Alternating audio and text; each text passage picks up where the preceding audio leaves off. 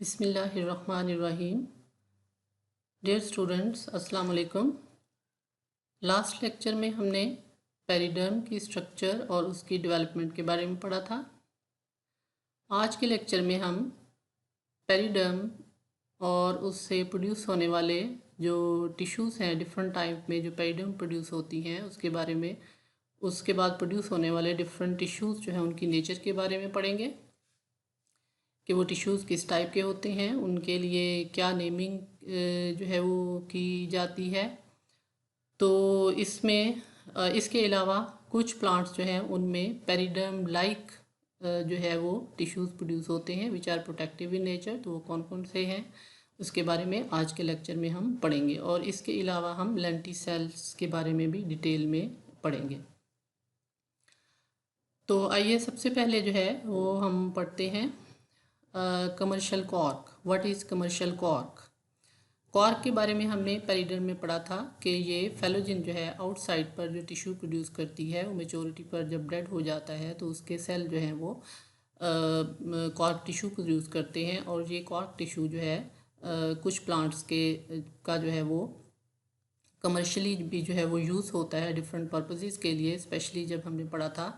कि कोइकस सुबर का जो प्लांट है बॉटल कॉर्क्स जो है उनके लिए यूज़ किया जाता है। तो अब हम देखते हैं कि ये कमर्शियल कॉर्क जो है वो क्या होता है। Commercial cork actually it is made from the bark of the trees and particularly from the bark of the Quercus suber plant, and in this plant the first phallogen is formed in the epidermis, which is removed when the tree is 20 years old, and the diameter of that tree it has 40 centimeters. And at this time the cork which is removed it is of commercial value, it is used commercially, and this cork is known as the virgin cork, जो first time cork remove होता है। Then after removing this cork, the cell present below this,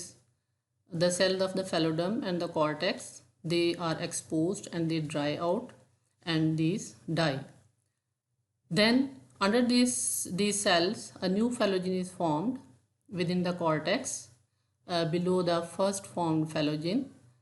and this newly formed phallogen it also produces the cork. This cork is produced more rapidly as compared to the first formed cork, and this cork is produced in about 10 years, which is of commercial value। यानी कि वो cork जो commercial purpose के लिए use किया जाता है वो जो है वो 10 years के बाद ही जो है वो बन जाता है, जबकि पहला जो वर्जिन कॉर्क था वो 20 years तक जो है वो बनता है। Now this cork which is obtained second time, which is obtained later, this is of better quality than the virgin cork,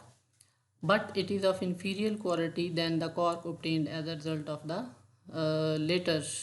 formed periderms. At the interval of the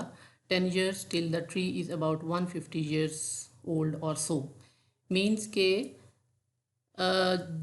जितना भी बाद में बनने वाला कॉर्क है वो पहले कॉर्क की निस्बत जो है वो ज़्यादा बेटर क्वालिटी का होता है। और इस प्लांट के अंदर जो है वो तकरीबन प्लांट जो है उसकी एज जब 150 ईयर्स तक हो जाती है तो हर 10 ईयर्स के बाद जो है वो कमर्शियल वैल्यू वाला कॉर्क जो है वो रिमूव किया जा सकता है, और हर बाद में बनने वाला जो कॉर्क है वो पहले से ज़्यादा बेटर क्वालिटी का होता है। और क्वालिटीज़ जो है वो हमने पहले भी पढ़ी हैं कि कॉर्क जो है वो किन क्वालिटीज़ की वजह से जो है वो कमर्शियली यूज़ होता है। एक तो इसके एयर फील्ड ल्यूमिना की वजह से, लाइटनेस की वजह से, फिर इसकी स्ट्रेंथ की वजह से, और जो है वो गैसेस और लिक्विड्स के लिए इम्परवियस होता है, और ये इलास्टिक प्रॉपर्टीज़ शो करता है, इसकी वजह से इसको जो है वो यूज़ किया जाता है। अब हम देखते हैं कि पेरिडर्म के नतीजे में प्रोड्यूस होने वाला जो टिश्यू है उसको जो है वो बार्क भी कहा जाता है, और बार्क एक्चुअली जो है वो एक लूज़ और नॉन टेक्निकल टर्म के तौर पर यूज़ होती है, और ये कॉमनली उन ऑल टिश्यूज़ के लिए यूज़ होती है जो कि स्टेम की वेस्कुलर कैम्बियम से आउटसाइड पर प्रेजेंट होते हैं, चाहे प्लांट जो है प्राइमरी ग्रोथ स्टेज पर हो या सेकेंडरी स्टेज ऑफ ग्रोथ पर हो। तो इस सेंस में अगर हम देखें तो प्राइमरी प्लांट बॉडी जो है प्लांट की, उसके जो है this is the primary structure of the plant body का सेक्शन है। और इसमें देखें दिस इज़ वेस्कुलर कैम्बियम, तो वेस्कुलर कैम्बियम के आउटसाइड पर जो टिश्यू है that is the phloem tissue and the cortex tissue जो है वो बार्क में आते हैं। और अगर प्लांट जो है वो सेकेंडरी स्टेज पर है, सेकेंडरी ग्रोथ स्टेज पर है, तो आउटसाइड द वेस्कुलर कैम्बियम जो टिश्यूज़ इसके अंदर जो इसके आउटर साइड पर जो प्रेजेंट हैं, जो बार्क जिसको हम कहेंगे, उन टिश्यूज़ के अंदर उन टिश्यूज़ के लिए बार्क टर्म यूज़ होती है। तो outside to the vascular cambium in the secondary growth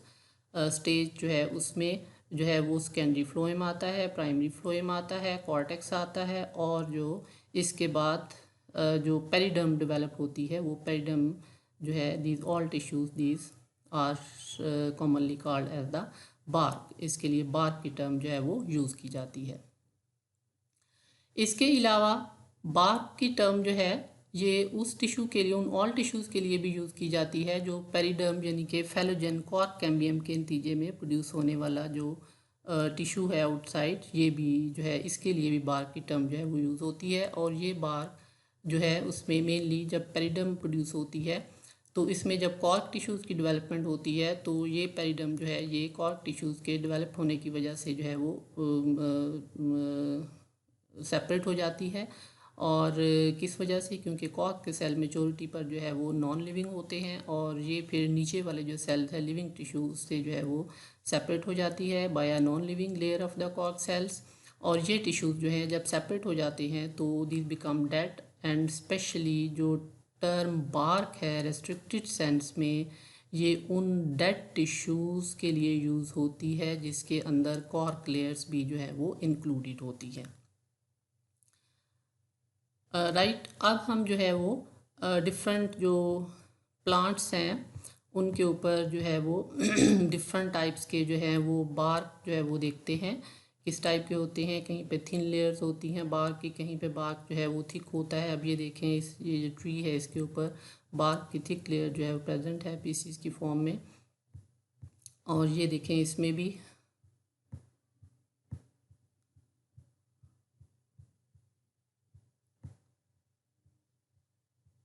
here also thin layers of the bark are shown। Stem पर प्रेजेंट है, यहाँ पर फिर जो है वो थिक बार्क जो है वो प्रेजेंट है, मोटी तह जो है वो बार्क की प्रेजेंट है। ये भी डिफरेंट ट्रीज़ जो है वो आपने भी देखे होंगे आते जाते रोड्स पर, तो वहाँ पर आपको जो है वो स्टेम के ऊपर जो है वो बार्क डिफरेंट टाइप्स के जो है वो नज़र आए होंगे यकीनन।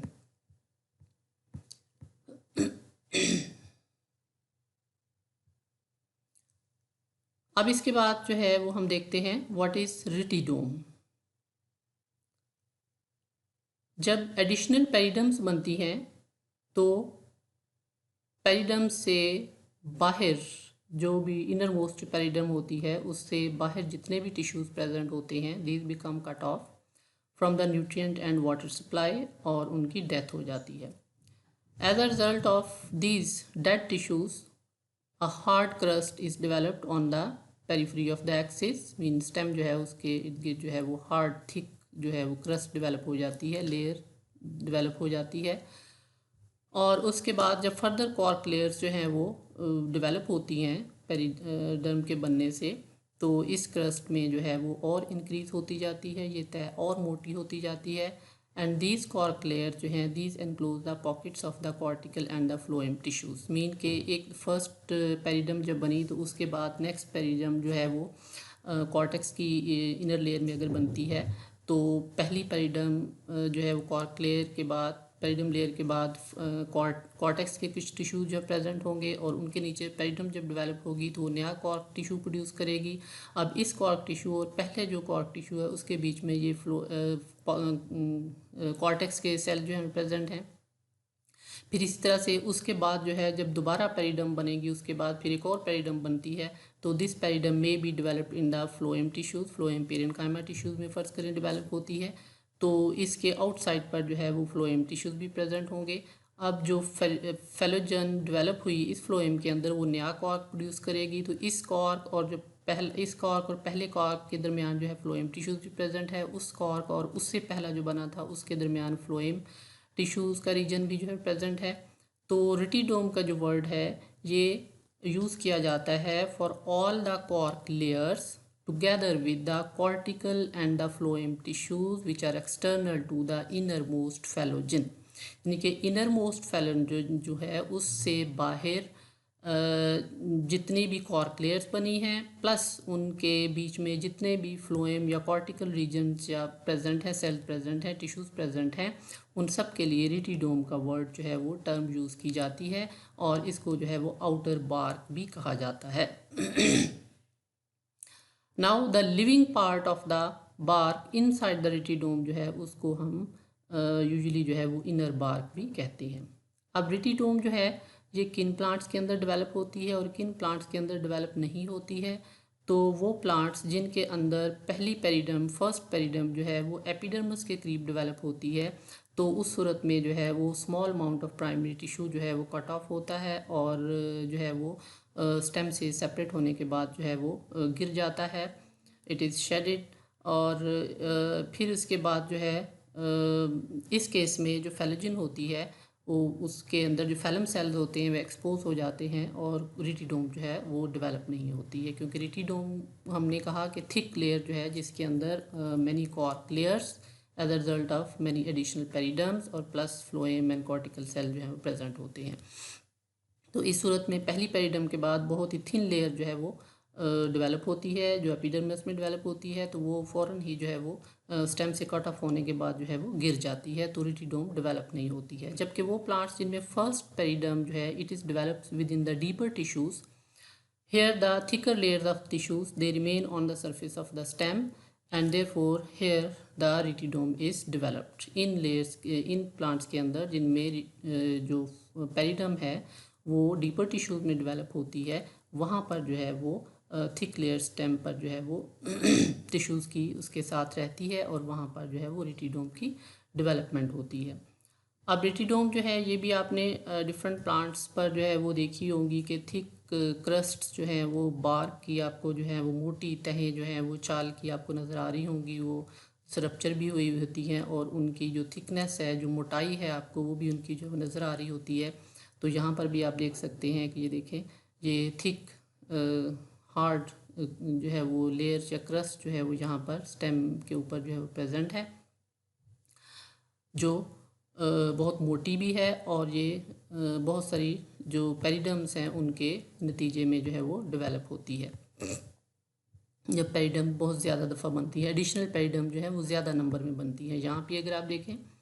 तो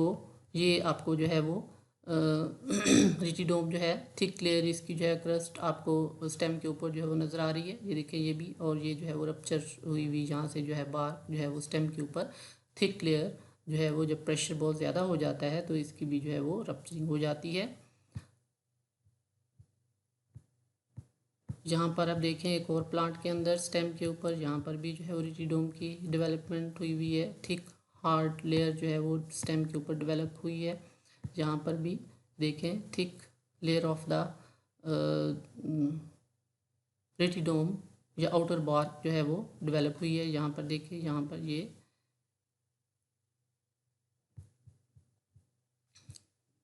here again a thick layer on the stem is present।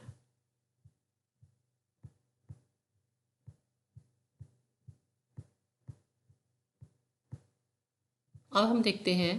कि ये जो रिटिडोम होती है या ये जो बार्क डेवलप होता है प्लांट के ऊपर, ये जो है वो किस टाइप का होता है। ये ऑलरेडी भी हम जो है एडिशनल पेरिडम्स की डेवलपमेंट में हमने पढ़ा था कि दो टाइप की होती हैं। तो यहाँ पर भी जो एडिशनल पेरिडम के नतीजे में जो बार्क या रिटिडोम जो है वो डेवलप होता है, तो वो जो है वो दो टाइप का होता है। जब एडिशनल पेरिडम जो है वो ओवरलैपिंग स्केल्स या शेल्स की फॉर्म में बनते हैं, तो आउटर लेयर जो हैं वो उसी के मुताबिक शेल्स या स्केल्स की फॉर्म में यानी पीसीस की फॉर्म में जो है वो सेपरेट या रिमूव होती हैं, दिस बिकम स्लॉट अकॉर्डिंगली, यानी कि वो उसी शेल्स के हिसाब से जो है वो रिमूव होती हैं। तो इस टाइप का बार्क जो है इसको हम स्केली बार्क कहते हैं, for example in Pinus and Pyrus में। और इसी तरह से जो है वो प्लांट्स जिनमें जो है वो एडिशनल पेरिडम जो है वो इनर डीपर टिश्यूज़ में डेवलप होती हैं, उनमें जो है वो जो टिश्यूज़ हैं वो कंप्लीट सिलेंडर जो है वो उसकी फॉर्म में डेवलप होता है, और ये डेड टिश्यू जो है वो hollow complete ring like structure में, मतलब कंप्लीट सिलेंडर में, कंप्लीट रिंग में जो है वो रिमूव होता है। तो इस टाइप का जो बार्क है उसको रिंग बार्क कहा जाता है। But in the plants, as in Eucalyptus species, the bark is intermediate between the scaly and the ring bark. इसमें जो है ना तो वो पीसीज की फॉर्म में, स्मॉलर पीसीज की फॉर्म में रिमूव होता है, ना ही जो है वो कंप्लीट सिलेंडर रिंग की फॉर्म में बनता है, बल्कि इन बिटवीन जो है वो लार्ज पीसीज या लार्ज शीट्स की फॉर्म में जो है वो पील ऑफ होता है, उतरता है। तो इनको जो है वो लार्ज शीट्स जो है वो कहा जाता है। In these plants the outer layers of the bark are peeled off in the form of relatively large sheets. ये आपने आते जाते कहीं जो है वो सफ़ेदे के, अगर यूकलिप्टस सफ़ेदे का दरख्त अगर देखा हो तो उसके स्टेम के ऊपर आपको वाइट कलर की जो है वो लार्ज शीट्स जो हैं उस, यानी कि बार्क आपको पतला सा थिन लेयर जो है वो शीट्स की फॉर्म में बड़ी बड़ी शीट्स जो हैं उसके ऊपर नज़र आ रही होंगी। अब इसके बाद हम देखते हैं what is wound cork. Wound as the name indicate is the region or the area which is injured by any activity, and in this injured place which is called the wound, here the tissue which is produced as a protective tissue is known as the wound cork। और इसमें यानी कि जब wound develop होता है तो living tissues जो हैं वो एक्सपोज हो जाते हैं टू द एयर, और इनके एक्सपोजर की वजह से जब एक्सपोज हो जाते हैं तो ये जो है इनकी ड्राई आउट होने के बाद जो है वो डेड हो जाते हैं। This dead tissues they are separated from the inner living tissues by a layer of the cells which become suberised. यानी कि जो टिश्यूज़ डेड हो जाते हैं उनके नीचे जो है वो लिविंग टिश्यूज़ के ऊपर एक लेयर ऑफ सेल जो है उसमें जो है वो सुब्रिन डिपॉजिट होना शुरू हो जाता है, एंड दिस लेयर जो है वो suberise layer it acts as the protective layer, and then below this layer phellogen may develop in the living undamaged layers, and this phellogen it produces the phelloderm and the phellum in the normal manner। जिस तरह normal periderm cork cambium जो है वो phellum outside पर और phelloderm inner side पर जो है वो प्रोड्यूस करती है। The layer of the cork which is produced on the damaged area या अनडैमेज्ड जो सरफेस है उसके ऊपर जो लेयर ऑफ कॉर्क जो है वो प्रोड्यूस होती है as a result of this production of the phellogen, it prevents the loss of water through the wound and it also protects the plants against the pathogenic microorganisms like fungi and bacteria। तो इसमें ये जो wound develop होता है ये जब हम plant की कोई ब्रांच जो है वो कट करते हैं, रिमूव करते हैं, उससे भी जो है वो डेवलप होता है। तो see in this diagram here a wound is developed by the cutting of the branch from this stem, and then around this over this area जो है यहाँ पर ये जो टिश्यू जो है वो प्रोड्यूस हो जाता है, और इस टिश्यू के नीचे जो है वो फिर सुब्राइज्ड लेयर जो प्रोड्यूस हो जाती है, और इसके नीचे जो है फिर फेलोजन डेवलप हो जाती है जो कि फैलम और जो है वो फेलोडम आउटसाइड लोअर साइड पर फेलोडम प्रोड्यूस करती है और आउटर साइड पर फैलम प्रोड्यूस करती है। There is another diagram of the stem from which a branch has been removed। देखें यहाँ पर जो है वो ब्रांच की यहाँ पे कटिंग की गई स्टेम के एक्सिस से, तो उस कट एरिया में वाउंडेड एरिया में जो है वो यहाँ पर जो है वो पहले सुब्रिन लेयर डेवलप होती है, और उस सुब्रिन लेयर के नीचे सुब्रिन लेयर के आउटसाइड पर जो है वो dead tissue dry tissue present होता है, और उसके नीचे जो है वो लिविंग टिश्यू प्रेजेंट होता है, और उस लिविंग टिश्यू के अंदर जो है वो फिर फेलोजन डेवलप हो जाती है जो कि नॉर्मल जो है वो फैलम और फेलोडम सेल जो है वो प्रोड्यूस कर देती है। अब हम देखते हैं कि what is polyderm? This is another tissue which is produced in some families. For example, in the species of Rosaceae, Cyperaceae and Onagraceae family, इसमें जो है वो स्पेशल फेलोजिन प्रोड्यूस होती है और ये स्पेशल फेलोजिन जो है ये रूट की पेरिसाइकल या अंडरग्राउंड स्टेम जिसको राइजोम भी कहते हैं उसकी पेरिसाइकल रीजन में जो है वो प्रोड्यूस होती है। और ये फेलोजिन जो है जो प्रोटेक्टिव टिश्यू के तौर पर जो है वो एक्ट करती है। दिस फेलोजिन जो है इट प्रोड्यूसेस सेंट्रीफ्यूगली, मीन के आउटर साइड की तरफ जो है ये few layers of cell produce करती है जो कि थिन वॉल्ड होते हैं और वो नॉन सुपराइज सेल होते हैं। और ये जो है वो इनके साथ और लेयर जो है वो प्रोड्यूस होती हैं, अल्टरनेट लेयर जो है वो प्रोड्यूस होती हैं और वो अल्टरनेट लेयर जो है वो एंडोडर्मल लाइक सेल जो है वो प्रोड्यूस होती हैं। तो ये जो एंडोडर्मल लाइक सेल जब प्रोड्यूस होते हैं तो उसमें पहले जो है कास्पेरियन स्ट्रिप्स प्रोड्यूस होती हैं, उनकी वॉल पर प्रोड्यूस होती हैं। कास्पेरियन स्ट्रिप्स जो है ये आप पढ़ चुके हैं डाइकॉट स्टेम में भी और रूट्स में भी कि कास्पेरियन स्ट्रिप्स जो हैं these are the band like structures which are produced on the walls of the endodermis which through which water can not enter. तो ये वाटर बैरियर के तौर पर जो है वो एक्ट करती हैं कास्पेरियन स्ट्रिप्स, यानी कि इन एंडोडर्मल लाइक सेल में पहले कास्पेरियन स्ट्रिप्स डेवलप होती हैं। Then after these Casparian strips these are lined by the suberin layer, mean के इनके ऊपर सुब्रिन लेयर जो है वो भी डिपॉजिट होना शुरू हो जाती है और ये लेयर जो है वो सुब्राइज लेयर बन जाती है। और इस तरह से ये जो कम्प्लेक्स टिश्यू है जिसमें पहले नॉन सुब्राइज जो है वो थिन वॉल्ड सेल की लेयर प्रोड्यूस होती हैं, फिर जो है एंडोडर्मल लाइक जो है वो सुब्राइज लेयर प्रोड्यूस होती हैं। तो ये जो कम्प्लेक्स टिश्यू है this is known as the polyderm. और इसके जो है वो इनर साइड पर जो लेयर्स प्रेजेंट होती हैं वो लिविंग सेल उसमें होते हैं और वो स्टोरेज टिश्यू के तौर पर भी जो है वो एक्ट करती हैं। फिर इसके अलावा जो है वो मोनोकॉट जो प्लांट्स हैं उनके अंदर किस टाइप के प्रोटेक्टिव टिश्यूज़ जो हैं वो प्रोड्यूस होते हैं। तो मोनोकॉट जो प्लांट्स हैं उनमें जो हर्बेशियस मोनोकॉट्स हैं उनमें जो एपिडर्मिस होती है it acts as the protective layer in which the cuticle is present, and if this epidermis is damaged or ruptured then the cortical cells which are present below this epidermis, below the epidermis, they develop the suberin layer in their walls and in the same manner as in the cork cells is produced. So these layers, these suberized layer जो है these act as the protective tissue if the epidermis is ruptured in these monocots. For example, in the families Gramineae, Typhaceae and Jancaceae family. लेकिन जो perennial monocot plants हैं उनके अंदर जो है वो डिफरेंट टाइप्स के प्रोटेक्टिव टिश्यूज़ पाए जाते हैं। और फॉर एग्जांपल जो है वो पाम रॉयस्टोनिया जो है उसका जो ट्रंक है उसका जो स्टेम होता है ये आपने देखा होगा, ये जो है वो वाइट कलर का होता है और वो बिल्कुल स्मूथ जो है वो प्लेन होता है और जो है वो डाइकॉट प्लांट्स की तरह उनमें भी जो है वो पेरिडर्म लाइक टिश्यू जो है वो प्रोड्यूस होता है और ये पेरिडर्म जो है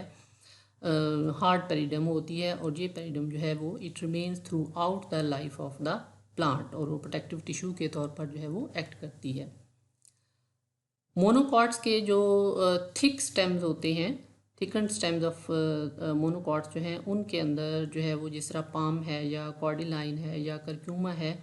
इसमें जो है वो प्रोटेक्टिव टिश्यू जो है वो बनता है। और कैसे डेवलप होता है कि ये प्रोटेक्टिव टिश्यू जो है ये कॉर्टिकल सेल जो होते हैं उनमें रीडिफ्रेंशिएशन होती है, मीन उनके अंदर जो स्टोराइड सेल जो है प्रेजेंट होते हैं कि रीडिफ्रेंशिएशन से स्टोराइड मेरिस्टम जो है वो डिफ्रेंशिएट होके जो है वो स्टोराइड मेरिस्टम बनाते हैं और ये इस स्टोराइड मेरिस्टम की एक्टिविटी से जो है जो प्रोटेक्टिव टिश्यू डेवलप होता है वो इन मोनोकॉट्स का जो है वो प्रोटेक्टिव टिश्यू कहलाता है। तो इसमें जो है वो कॉर्टिकल सेल के जो पेरेन्काइमा सेल्स हैं वो ऑलरेडी जो है वो सेकेंडरी मेरिस्टम है, लेकिन इनमें जो है फिर रीडिफ्रेंशिएशन होती है और इन सेल्स के अंदर जो है वो पेरिक्लाइनल डिवीजन होती हैं और पेरिक्लाइनल डिवीजन जो है वो उनके बाद यानी कि 3 to 8 टाइम पेरिक्लाइनल डिवीजन होती हैं और इस तरह से radially arrange layers of cell जो है वो प्रोड्यूस होती हैं जिनके अंदर जो है वो सुब्रिन जो है वो डिपॉजिट होना या एक्यूमुलेट होना शुरू हो जाता है and these layers act as the protective layers in these monocots, और इस टाइप की जो कॉर्क है इसको जो है वो स्टोरॉइड कॉर्क कहा जाता है। यहाँ पर जो है ये एक मोनोकॉट जो है वो प्लांट है पाम का, और इसके स्टेम के ऊपर जो है आप देख सकते हैं कि ये जो है वो स्टोरॉइड कॉर्क की डेवलपमेंट रेडियल जो है वो वे में जो है वो आपको नज़र आ रहे हैं प्रोटेक्टिव टिश्यूज़ जो कि डेवलप होते हैं इसके स्टेम पर, और जो है वो इसी तरह से इसकी प्रोटेक्शन इसको प्रोवाइड करते हैं। ये तो थे डिफरेंट टाइप के प्रोटेक्टिव टिश्यूज़ जो कि डिफरेंट प्लांट्स में पेरिडम के नतीजे में प्रोड्यूस होने के नतीजे में, या फिर जो है वो उसके अलावा पेरिडम के अलावा periderm like tissue protective tissues produce होते हैं, उनके बारे में हमने पढ़ा। अब हम जो है वो देखते हैं व्हाट आर लेंटिसेल्स। लेंटिसेल जो है ये जहाँ जिन प्लांट्स में पेरिडम डेवलप होती है, मीन के जहाँ पर सेकेंडरी ग्रोथ होती है, वहाँ उन प्लांट्स के अंदर जो है वो डेवलप हो जाते हैं सेकेंडरी ग्रोथ के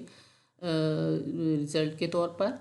तो लेंटिसेल जो है ये बहुत सारे प्लांट्स जो हैं उनके अंदर जो है वो स्पेशल एरियाज़ प्रेजेंट होते हैं जिनके अंदर लूजली अरेंज्ड सेल प्रेजेंट होते हैं, और ये लूजली अरेंज्ड सेल्स वाले कंटेनिंग एरियाज़ जो हैं in which the cells may be suberised और not, these are known as the lenticels. Lenticel जो हैं these protrude above the surrounding periderm. Protrude above mean they are present raised above the epidermis level। Epidermis की सतह से तह से ऊपर जो है बाहर की तरफ जो है वो निकले हुए होते हैं, और ये जो है इनका साइज़ जो है वो बिगर होता है, और इनकी अरेंजमेंट ऑफ सेल भी जो है वो लूजली अरेंज्ड होते हैं, और ये इस रीजन में काफ़ी ज़्यादा जो है वो प्रेजेंट होते हैं। Intercellular spaces of the lenticels, these are in continuation with the intercellular spaces of the inner tissues of the axis, so it is considered that the lenticells are considered as the used for the gaseous exchange। now what is the occurrence of these lenticels, कि lenticel जो है वो कहाँ कहाँ पर पाए जाते हैं, प्लांट के किस पार्ट में पाए जाते हैं, और इसमें लेंटिसेल जो हैं ये यूजुअली स्टेम और रूट्स जो हैं उनके ऊपर प्रेजेंट होते हैं, और उसके अलावा जो यंग ब्रांचेस हैं उनके ऊपर भी प्रेजेंट होते हैं, और उन पर डार्क पैचेस की फॉर्म में नज़र आ रहे होते हैं, और एपिडर्मस से उभरे हुए जो है बाहर निकले हुए नज़र आते हैं। लेंटिसेल जो हैं इसके अलावा फ्रूट्स के ऊपर भी नज़र आते हैं, और स्पेशली एप्पल और पियर नाशपाती जिसको हम कहते हैं, इसकी फ्रूट अगर हम देखें तो उसके ऊपर भी आपको डार्क कलर के स्पॉट्स जो हैं नज़र आते हैं, तो वो जो है वो लेंटिसेल्स होते हैं। और कुछ स्पीशीज़, बहुत सारी स्पीशीज़ ऐसी हैं जिनके अंदर लेंटिसेल नहीं भी डेवलप होते। अब लेंटिसेल जो जिन एरियाज़ में प्रेजेंट होते हैं उनमें मेनली ये कहाँ पर डेवलप होते हैं, ये जो है वो हर स्टोमेटा के नीचे भी डेवलप हो सकते हैं, ग्रुप ऑफ स्टोमेटा के नीचे भी डेवलप हो सकते हैं, और जहाँ पर स्टोमेटा जो है वो उनका नंबर कम होता है वहाँ पर स्टोमेटा के बीच में भी जो है वो डेवलप हो सकते हैं। और ये लेंटिसेल की अरेंजमेंट जो होती है ये लॉन्गिट्यूडनल रोज़ की फॉर्म में भी अरेंज होते हैं, हॉरिजॉन्टल रोज़ की फॉर्म में भी अरेंज होते हैं, और ये इरेगुलरली स्कैटर्ड भी होते हैं सरफेस के ऊपर। और यंग जो रूट्स हैं उनमें लेंटिसेल जो है ये पेयर्स की फॉर्म में भी डेवलप होते हैं लेटरल रूट के दोनों साइड पर। और externally the mature lenticel they are usually lens shaped and biconvex, and the convex both towards the exterior and the interior, यानी कि ये बाइकॉन्वेक्स शेप के होते हैं, लेंस शेप के, तो ये आउटर साइड की तरफ भी और इनर साइड की तरफ भी जो है वो कॉन्वेक्स जो है वो इसकी शेप होती है।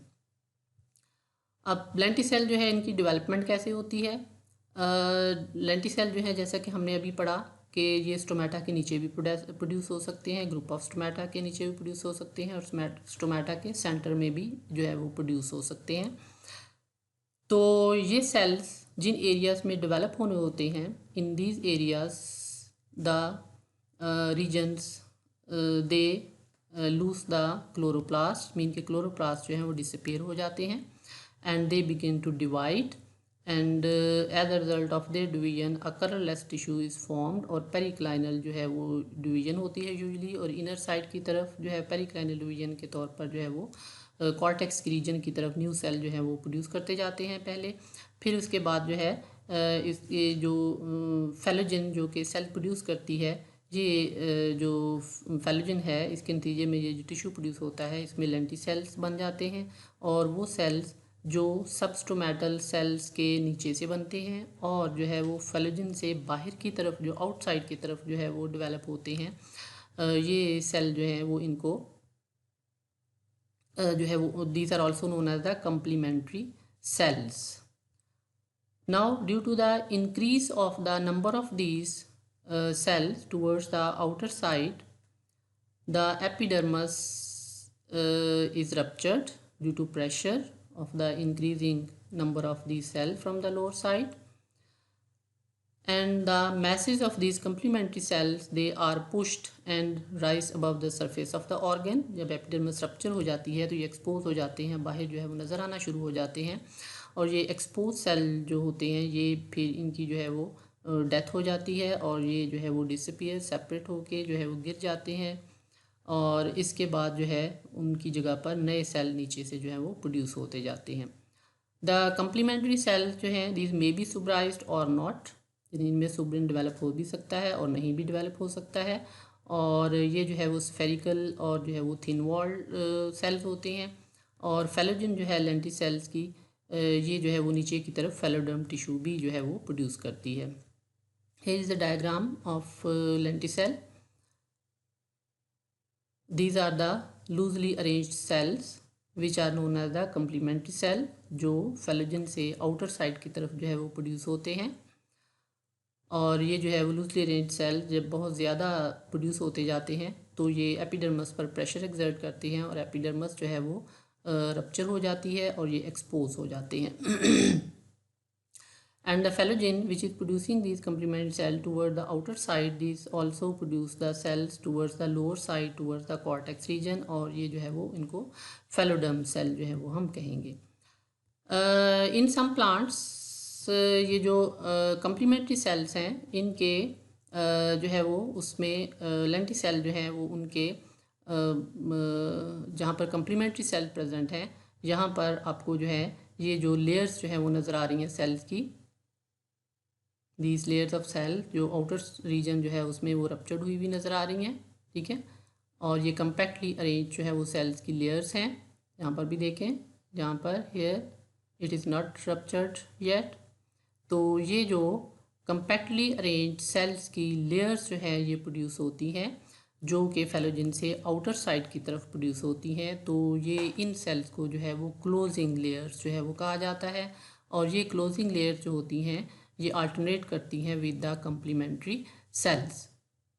इनके वन लेयर जो है वो कम्प्लीमेंट्री सेल की क्लोजिंग लेयर की प्रोड्यूस हुई, फिर जो है वो कम्प्लीमेंट्री सेल, फिर क्लोजिंग लेयर, फिर कम्प्लीमेंट्री सेल, फिर क्लोजिंग लेयर, फिर कम्प्लीमेंट्री सेल एंड देन फिर क्लोजिंग लेयर। तो लेंटी सेल जो है वो उनके अंदर जो है वो कम्प्लीमेंट्री सेल्स और क्लोजिंग लेयर जो है वो अल्टरनेट जो है वो प्रोड्यूस होती हैं।